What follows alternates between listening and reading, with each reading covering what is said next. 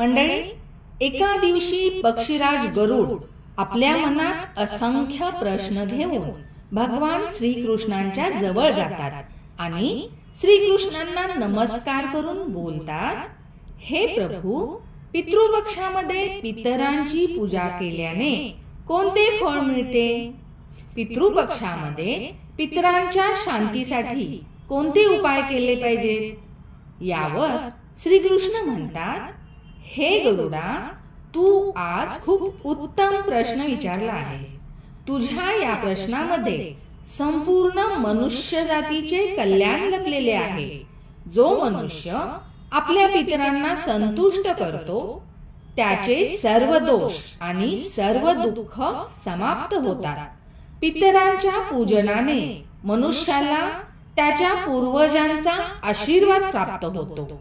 याच विषयासंदर्भात एक अप्सरा आणि एका ऋषींची प्राचीन कथा आहे, जी मी आज तुला सांगतो. ही कथा ऐकल्याने तुझ्या सर्व प्रश्नांची उत्तरे तुला मिळतील. त्यामुळे हे गरुडा, तू ही कथा लक्ष देऊ नये. ही कथा जी पण व्यक्ती लक्षपूर्वक ऐकते त्या व्यक्तीच्या पितृदोषांपासून मुक्ती होते. त्याच्यावर पितरांची सदैव कृपा राहते. पक्षीराज गरुड ती कथा कृष्णांकडून ऐकण्यासाठी खूप उत्सुक असल्याचे सांगतात. त्यानंतर कृष्ण गरुडाला पितृपक्षाची ही कथा सांगायला सुरुवात करतात. हे गरुडा, प्राचीन काळामध्ये रुची नावाचे एक राजा होते, जे संसारातील मोहमायेचा त्याग करून निर्भय होऊन ब्रह्मचर्याचे पालन करून निरअहंकारी भावाने पृथ्वीवर राहत होते. त्याने संसारामधील सर्व खुशी आणि भोग यांचा त्याग केला होता. त्यांनी घरामध्ये राहणे सुद्धा सोडले होते. तो राजा दिवसातून एकदाच भोजन करत असे आणि रानावनामध्ये भटकत असे. अशा प्रकारे वैरागी स्वरूप बघून राजाचे सर्व पितृगण खूप दुःखी झाले. अशा प्रकारे आपलाच वंशज संपूर्ण वंशाचा नाश करत असल्याने राजाच्या पितरांना भीती वाटायला लागली. पितरांनी राजाचे मन वैरागी होण्यापासून वळविण्यासाठी ते एक दिवस ऋषी रुची जेव्हा ध्यानमग्न होऊन तपश्चर्या करत होते, तेव्हाच सर्व पितृगण म्हणजेच पितर त्या स्थानावर प्रकट झाले. जेव्हा ऋषी रुचींनी डोळे उघडले तेव्हा 4 दिव्य आत्मे ऋषींच्या समोर उभे होते. त्यांना बघून ऋषी आश्चर्यचकित झाले. त्यांना नमस्कार करून ऋषी बोलले, हे दिव्य महान आत्म्यांनो, आपण कोण आहात आणि कोणत्या कारणासाठी माझ्याकडे आला आहात? तेव्हा ते दिव्य आत्मे बोलले, हे पुत्रा, आम्ही तुझे पूर्वज आहोत आणि अशा प्रकारे तुझ्या वैरागी होण्याने आम्ही अत्यंत दुःखी झालो आहोत, म्हणून तुला भेटण्यासाठी आलो आहोत. ऋषी रुची ते त्यांना पुन्हा नमस्कार केला आणि विचारले, हे पितरगणांनो, तुमच्या दर्शनाने मी कृतार्थ झालो, परंतु माझ्या आचरणाने तुम्ही का बरे दुःखी झाला आहात? तेव्हा पितर बोलले, हे वत्सा, तू कोणत्या कारणासाठी विवाह नाही केलास? विवाह हा स्वर्ग आणि मोक्ष मिळवण्याचा उत्तम मार्ग आहे. गृहस्थाश्रम व्यक्तीला शाश्वत बंधन मिळते. गृहस्थाश्रमामुळे गृहस्थ आश्रमात राहून मनुष्य देवता, पितर, ऋषी आणि याचक यांची पूजा करून उत्तम लोक प्राप्त करू शकतो. मनुष्य देवतांना स्वाहा आणि पितरांना स्वधा शब्दाच्या उच्चाराने आपल्या दरवाजावर येणाऱ्या याचकांना तसेच अतिथींना दान देऊन संतुष्ट करू शकतो. विवाह न करण्याने तू संतान उत्पत्ती न करण्याने तू देवऋण तसेच पितरांच्या ऋणातून मुक्त होऊ शकत नाहीस. संसारामध्ये राहणारे मनुष्य, ऋषी तसेच अन्य प्राण्यांसाठी तू प्रत्येक दिवस ऋणीच होत आहेस. संततीच्या उत्पत्तीशिवाय तू स्वर्गाला कसे प्राप्त करणार? देवपूजा, पितृतर्पण तसेच संन्यास ग्रहण केल्याशिवाय तुला स्वर्गाची प्राप्ती कशी होणार? जर तू विवाह नाही केलास तर यामुळे तुला त्रास म्हणजेच कष्टच मिळेल. मरणानंतर तुला नरकाची प्राप्ती होईल आणि पुढच्या जन्मात सुद्धा तुला कष्टच मिळेल. ऋषी रुचींनी पितरांना सांगितले, हे पितरांनो, जीवनामध्ये विवाह करणे हे अतिशय दुःखदायक आहे. यामुळे पापाचा संचय म्हणजे संग्रह होतो आणि अंतकाळी यामुळे अधोगती मिळते. याच विचाराने मी स्त्री बरोबर विवाह केलेला नाही. स्त्री संग परिग्रह करण्याने मुक्ती मिळत नाही. जो व्यक्ती अविवाहित राहून प्रत्येक दिवशी ज्ञान विद्या प्राप्त करतो आणि ज्ञानाच्या अमृताने आपल्या आत्म्याला निर्मळ करतो, असा व्यक्ती माझ्या दृष्टीने श्रेष्ठ आहे.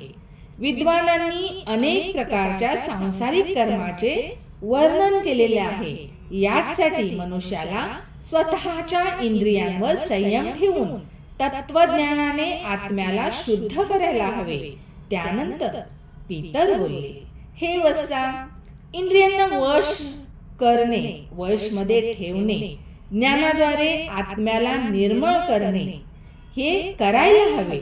हे तू योग्य बोललास, परंतु हा कल्याणाचा मार्ग नाही.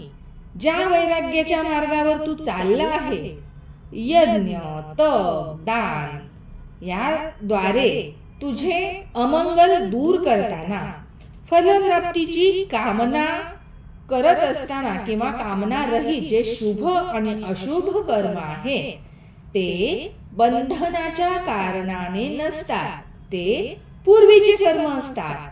ते भोगल्यावरच नष्ट होतात. म्हणजे पूर्वजन्मीचे जे पूर्वकर्म आहेत ते सुख दुःखाला भोगून निरंतर नष्ट होत असतात. ऋषी रुची बोलले, हे पितरगणांनो, वेदांमध्ये कर्म मार्गाच्या द्वारे अविद्या आणि मायाच्या मार्गाची पुष्टी होते. त्यामुळे तुम्ही मला विवाह करण्यासाठी का बरं प्रेरित करत आहात? विवाहामुळे माझे अनिष्टच होईल. पितर बोलले, हे वत्सा, कर्माद्वारे जे पण काही केले जाते ती अविद्या असते. ते सत्य आहे. परंतु विद्या प्राप्त करणे हे सुद्धा एक कर्म आहे. शास्त्रांमध्ये जे विहित कर्म आहेत त्याचे सज्जन पुरुष उल्लंघन करीत नाहीत. त्यामुळे त्यांना मोक्षाची प्राप्ती होते. शास्त्रामध्ये पुरुषाला विवाह करण्याची आज्ञा दिलेली आहे, परवानगी आहे. विवाह न करण्याने पुरुषाला मुक्ती मिळत नाही. स्वतःच्या मुलांशिवाय व्यक्तीला मोक्ष मिळत नाही. पुत्रांकडून केलेल्या श्राद्ध कर्माने मोक्ष मिळतो. यासाठीच हे वत्सा, तू विधीपूर्वक विवाह कर. विवाह न करण्याने तुझे सर्व कर्मच नष्ट होतील आणि त्यामुळे तुला अपयशच मिळेल. त्यामुळे आमचा वंशच नष्ट होईल. त्यामुळे आमचे आत्मे अतृप्तच राहतील. संतती उत्पन्न करूनच तू पितरांना संतुष्ट करू शकतो. कृष्ण म्हणतात, आपल्या पितरांचे बोलणे ऐकून ऋषी रुचींना चूक लक्षात आली. त्यांनी विवाह करण्याचा निश्चय केला. ऋषी रुची पितरांना बोलले, हे पितरगण, मी आता म्हातारा झालोय. आता मला कोण आपली कन्या देईल बरं? आता म्हातारपणी विवाह करणे माझ्यासाठी खूप कष्टदायक होईल. त्यावर पितर म्हणाले, हे वत्सा, तू आमच्या वचनांचे पालन केले नाहीस तर निश्चितच आम्हा सर्व पितरांचे पतन होईल आणि तुझी सुद्धा अधोगती होईल. त्यानंतर पितर अदृश्य झाले. पितरांच्या या वाक्यांनी ऋषी रुची मनातून खूप व्याकुळ झाले. आपल्या पितरांच्या मुक्तीसाठी विवाहाच्या विचाराने कन्येच्या शोधात पृथ्वीवर भटकू लागले. परंतु त्यांना कुठेच विवाहासाठी कन्या मिळाली नाही. पितरांचे वचन मनात विचार करत ऋषी चिंताग्रस्त होऊन विचार करू लागले, मी काय करू, कुठे जाऊ?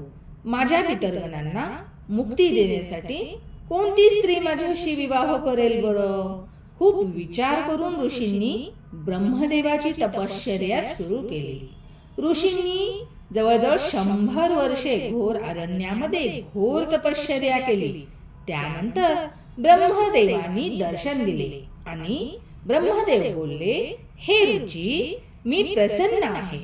तुझी अभिलाषा, इच्छा सांग, मी अवश्य पूर्ण करेन. तेव्हा ऋषींनी त्यांची विवाहाची इच्छा सांगितली.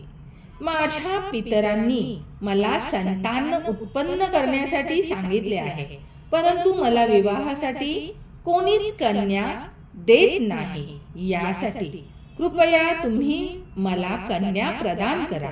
तिच्याशी विवाह करून मी संतान सुख घेईन, संतान प्राप्ती मला होईल.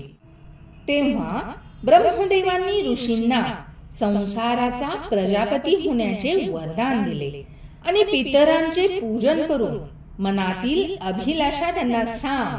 ते प्रसन्न होऊन तुझ्या कामनेप्रमाणे उत्तम स्त्री तुला प्रदान करतील असे सांगितले. नंतर पितरांना प्रसन्न करण्यासाठी रुची ऋषी नदीच्या काठावरती गेले. एकांतामध्ये पितरांना तर्पण देऊन त्यांना तृप्त करून पितरांची स्तुती केली. कृष्ण गरुडाला सांगतात, हे गरुडा, ऋषींनी जी पितरांची स्तुती केली ती ऐकल्याने सर्व दुःख आणि दोष नाहीसे होतात. जो कोणी ही स्तुती एकदा जरी ऐकली तरी त्याची अनेक पापे नष्ट होतात आणि त्याला पितरांचे आशीर्वाद लाभतात. त्यामुळे तू सुद्धा मन लावून ही स्तुती ऐक, तेव्हाच तुला या कथेचे फळ मिळेल. ऋषी रुची यांनी आकाशाकडे हात उंचावत भक्तिभावाने प्रार्थना सुरू केली.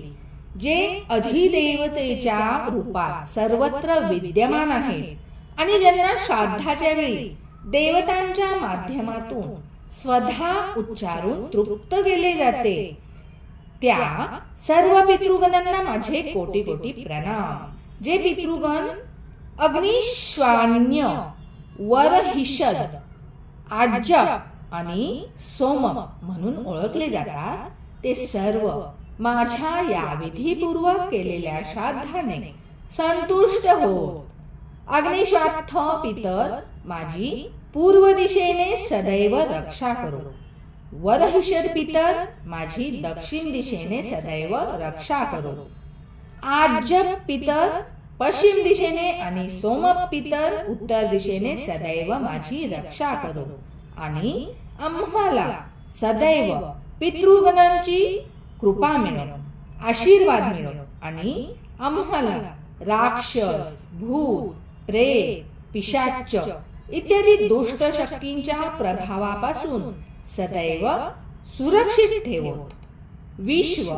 विश्वभूक, आराध्य, धर्म, धान्य, शुभानल, भूतिक्रोध आणि भूती अशा 9 प्रकारच्या पितरांचे कल्याण आणि कल्यकर्ता, कल्यतराश्रय, कल्यता हेतू व अनग अशा 6 प्रकारच्या आणि वरेण्य, वरद, तुष्टिद, पुष्टिद, विश्वपात तथा धाता अशा 7 प्रकारच्या सर्व पापांचे नाश करणारे महान महात्मा, महित, महिमावान आणि महाबल अशा 5 प्रकारच्या, तसेच सुखद, धनद, धर्मद आणि भूतिद अशा 4 प्रकारचे पितृगण यांच्या रूपाने या जगतामध्ये एकूण 31 प्रकारचे पितृगण विराजमान आहेत. मी त्या सर्व पितरांना वंदन करतो. आपण कृपा करून माझ्या विधिपूर्वक अर्पण केलेल्या या तर्पण आणि पिंडदानाचा स्वीकार करून तृप्त व्हावे आणि आमच्यावर आपले आशीर्वाद सदैव ठेवावे. ऋषी रुची यांची ही भावपूर्ण स्तुती ऐकून पितृगण अतिशय प्रसन्न झाले. त्या क्षणी पितृगण तिथे प्रकट झाले. ऋषी रुची पितृगणांपुढे नतमस्तक झाले. ऋषी रुचींच्या स्तुतीने पितरगण संतुष्ट झाले. संतुष्ट पितरांनी संतुष्टीने ऋषींना आशीर्वाद दिला. तुझ्या स्तुती आणि भक्तीने आम्ही अत्यंत संतुष्ट झालेले आहोत. तू निर्मळ मनाने आमचे पूजन केलेले आहेस. निर्भयपणे तुझी इच्छा आमच्या पुढे सांग. तुझी जी काही इच्छा असेल ती निसंकोच मागून घे. आम्ही ती पूर्ण करू. ऋषींनी नम्रतेने सांगितले की हे पितरगणांनो, आपण माझ्यावर अत्यंत कृपा केलेली आहे. ब्रह्मदेवांनी सुद्धा मला प्रजापती होऊन सृष्टी विस्ताराचा आशीर्वाद दिलेला आहे.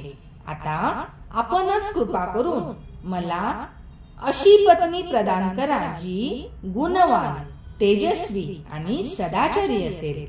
मला विश्वास आहे की तिच्यापासून मला उत्तम संततीची प्राप्ती होईल, ज्या संततीमुळे मी आपले ऋण फेडू शकेन. पितरांनी आनंदाने ऋषींना आशीर्वाद दिला. तथास्तु म्हणून हे वत्सा, आम्ही आता आणि याच ठिकाणी तुझी मनोकामना पूर्ण करतो. आत्ताच्या आत्ता आणि याच ठिकाणी तुझी इच्छा पूर्ण करतो, असे पितृगणांनी ऋषी रुचींना सांगितले. आमच्या आशीर्वादाने तुला याच क्षणी सुंदर, सुलक्षणी आणि मनोरमा पत्नी प्राप्त होईल. तिच्यापासून तुला एक तेजस्वी आणि बुद्धिमान पुत्र प्राप्त होईल. हे लक्षात घे की तुझा तो पुत्र अद्वितीय, बुद्धिमान आणि महापराक्रमी असेल.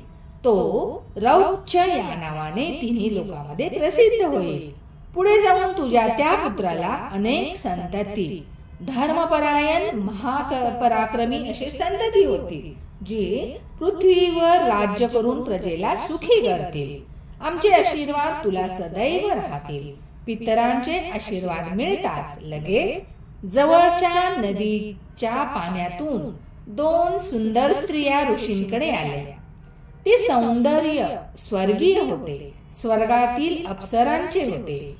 प्रमलोचा नावाची एक अप्सरा होती. ती आपल्या मुलीला घेऊन ऋषींकडे आली आणि बोलली. ऋषींना म्हणाली की हे तपोनिष्ठ ऋषी, मी स्वर्गीय अप्सरा प्रमलोचा आहे. समुद्रदेव वरुण यांचे पुत्र जे आहेत महर्षी पुष्कर यांच्या संगातून मला ही अनुपम आणि सुंदर कन्या प्राप्त झालेली आहे. माझ्या या मुलीचे नाव मानिनी आहे आणि ही रूप आणि गुणांनी अद्वितीय आहे. आज मी ही माझी कन्या तुमच्या पत्नी रूपामध्ये समर्पित करत आहे. कृपया मानिनीचा स्वीकार करा. यामुळे आपल्याला अत्यंत तेजस्वी पुत्र संतती प्राप्त होईल, जी मनु या नावाने विख्यात होईल. ऋषींचे हृदय कृतार्थतेने भरून आले. त्यांनी पितृगणांना आणि प्रमलोचनेला आदरपूर्वक प्रणाम केला आणि मानिनीला हर्षभराने हृदयपूर्वक पत्नी म्हणून स्वीकार केला. पितरांच्या आशीर्वादाने तिथे ऋषी आणि मानिनीचा विवाह संपन्न झाला. देवतांनी पुष्पवृष्टी करून आशीर्वाद दिले आणि काही काळाने मानिनीने तेजस्वी पुत्राला जन्म दिला, ज्याचे नाव मनु ठेवले होते. म्हणजेच त्याचे दुसरे नाव रौचा होते. त्या बालकाने कमी कालावधीतच आपल्या पराक्रमाने तिन्ही लोकांमध्ये आपल्या कुलाची कीर्ती वाढवली, कीर्ती पसरवली आणि आपल्या वंशाचा गौरव वाढवला. अशा रीतीने राजा रुचीने त्याच्यावर पितर संतुष्ट झाले आणि त्याचे कल्याण झाले. ही कथा ऐकून पक्षीराज गरुडाने भगवान श्रीकृष्णांना नम्रतापूर्वक नमस्कार केला आणि म्हणाले, हे प्रभू, आपल्या कृपेने मला पितर पक्षाचे सारे महत्व समजले. या दिव्य कथेने माझे हृदय श्रद्धेने, भक्तीने आणि भावनेने भरून आले आहे. पितृपक्षात पितरांचे पूजन किती महत्वाचे आहे हे आज मला समजले. मी सुद्धा याचे पालन नक्की करेन. जशी पक्षीराज गरुडाला भगवान श्रीकृष्णाच्या प्रेरणेने कथेचे महत्व समजले, तसे आपण सर्वांनीही या कथेतून शिकून पितृपक्षात आपल्या पितरांची श्रद्धेने पूजा करावी. त्यामुळे तुम्हाला त्यांचे आशीर्वाद प्राप्त होऊन जीवनातील समस्यांवर उत्तर मिळेल. पूर्वजांचे आशीर्वाद आपल्यासाठी अमूल्य ठेवा आहे याचे भान असू द्यावे. धन्यवाद.